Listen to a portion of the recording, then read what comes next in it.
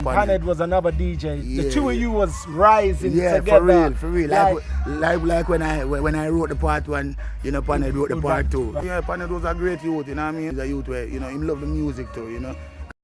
Hello everybody, you're welcome back again to the Reggae Appreciation Society. The 1990s are widely regarded as the golden age of electronic dancehall, popularly known as Reggae. That epoch produced some of the biggest names in that subgenre like Buju Banton, Ninja Man, Cutty Ranks, and Garnet Silk. But one of the most influential artists of his generation, but ironically not as widely known as his peers, was the powerful and mercurial DJ known as Panhead. This underground legend was inspiration and a leading light of a generation of artists, the most obvious being Buju Banton, who had a vocal style very similar to Panhead's. He was the quintessential local hero, an outrageously gifted DJ, businessman, and a solid pillar of his community. He was consolidating his legacy and career when he was cut down in horrific circumstances that sent tectonic shockwaves through the Jamaican music industry and international reggae family. His passing was the start of a domino effect that birthed a movement and shift in musical tastes from slackness to spirituality in the 1990s, which has come to be known as the Rasta Renaissance. In a few weeks, it will be exactly 30 years since he was taken out of this world, and the raging debate over the true story behind his death hasn't gone away. Let's take a look at the story of this icon and attempt to answer the question, what really happened to Panhead? He was born Anthony Johnson in St. Mary Parish, Jamaica in 1966. Like many Jamaican kids, he caught the music bug at a very early age and made up his mind to become a dancehall DJ. He moved to Kingston while still in his early teens and cut his teeth as a roadie and eventual toaster with sound systems like Love Vibrations and Black Scorpio before he had even turned 18. But it was at Black Scorpio that he really came into his own alongside his fellow crew member Thriller U, and the pair would release their first single, a joint effort titled Man No Want Them in 1988. Panhead would release a couple more singles under the Black Scorpio label up until the end of that decade. But he really made his presence felt in the industry in 1990 with a slew of gunman themed tracks like Original Gun in a Hand and his breakout smash single Gunman Tune, which was a mega smash hit on the streets of Jamaica and on endless rotation at street dances. This track was produced by legendary producer King Jammy and was the catalyst for his rise to stardom. He released a series of devastating singles that all rocked the Jamaican dancehall scene and made him something of a lightning rod for his fellow DJs and upcoming toasters who would emulate his style, sound, and general persona.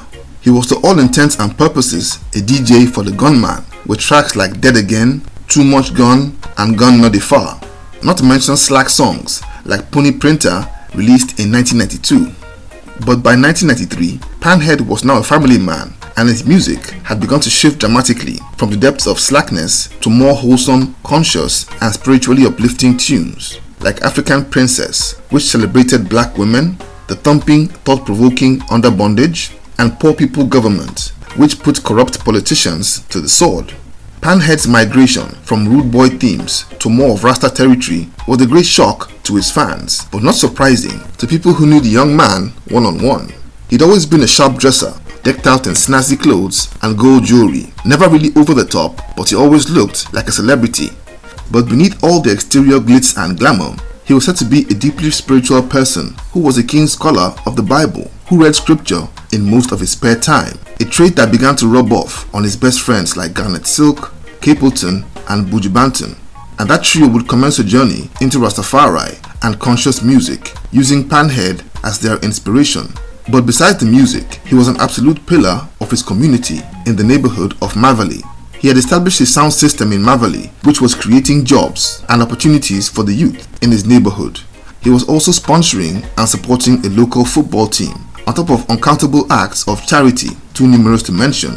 He also became close friends with Joseph Hill of Culture, and it's said that Hill was drawn to the young man due to his spiritual depth, and by that time, his demand was growing on the international stage and went on a mini tour of England by the middle of 1993 with Capleton. It's amidst this massive rise in popularity and influence that the unthinkable happened.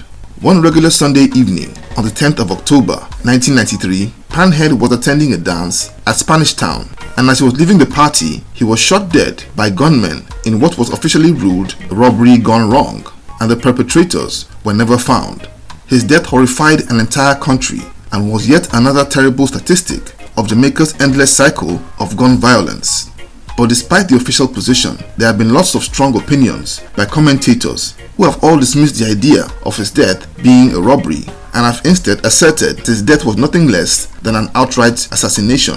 Various motives have been put forward over the years, such as that volunteered by veteran dancehall DJ Roundhead, who in an interview said that Panhead had become too powerful and influential in his community on account of his charity work and social programs for the lesser privileged, a situation that inspired envy in the hearts and minds of local politicians who marked him down as a mortal threat to their own influence, especially as he was no longer singing slackness and violent music, and instead was now putting out songs with lyrics which inspired people to ask more of their government. British reggae historian and journalist John Masuri also dropped his own opinion on the matter and stated that Panhead over time had become hated by the police just before his death, and that the authorities had been trying to shut down his sound system. According to Masuri, Panhead got into an altercation with some police officers as he was leaving the dance that night, and it ended in him getting shot and killed. These rumors and theories have lingered on with the passage of time, especially as the killers were never caught. The cultural impact of his death is incalculable, and it threw the entire dancehall fraternity into mourning. Buju Banton was on tour in Japan when he heard the sad news during a phone call to Jamaica, and he poured out his grief by writing the song Murderer. Capleton also penned a track called Cold-Blooded Murderer. His passing sowed the seeds of a conscious music revolution in Jamaica, as listeners and even the artists themselves had grown sick and tired of all the violence on the island. Amazingly, Panhead never released an album in his lifetime despite putting out hundreds of singles. King Jammy's record label would release a posthumous album titled Pony Printer by Far, and a compilation titled Tribute to Panhead were both released in 1993.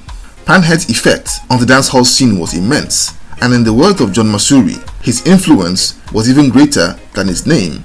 It's not by accident that three of his best friends would all go on to become super Rastafarians and the arrowheads of the Rasta Renaissance not long after his death. It's been almost 30 years since he left this world, but his influence, style and music lives on through his peers, friends and fans who will never let his name die. So there you have it. Thank you for watching the video today. Please leave a like, subscribe, and until next time, Jah bless.